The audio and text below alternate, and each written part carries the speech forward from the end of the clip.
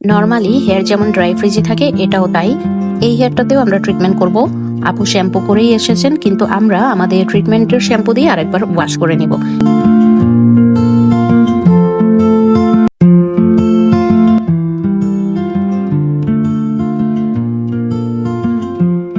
এই পর্যায়ে cream apply শেষ, আবারও হেয়ার ওয়াশ করে ড্রাই করে সেকশন ওয়াইজ আয়রন করে নিব, যেটা একদম লাইট হিট। খুব কম হিটে আমরা প্রত্যেকটা ট্রিটমেন্ট কমপ্লিট করি। এটার অনেক রিভিউজ পেজে আছে এবং হেয়ার যতই পাতলা হোক সেটা দেখতে কিন্তু আর্টিফিশিয়াল লাগে না।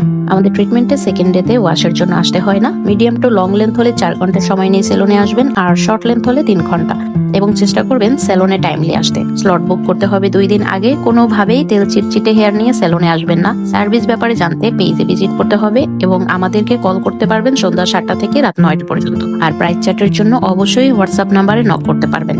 এটা হচ্ছে ওয়াশের পরের হেয়ার। যদি আপনি বিফোর হেয়ার মিলিয়ে দেখে থাকেন তাহলে আফটার রেজাল্টের ডালনেস, ড্রাইনেস কিছুই নেই, বুঝতে পারবেন।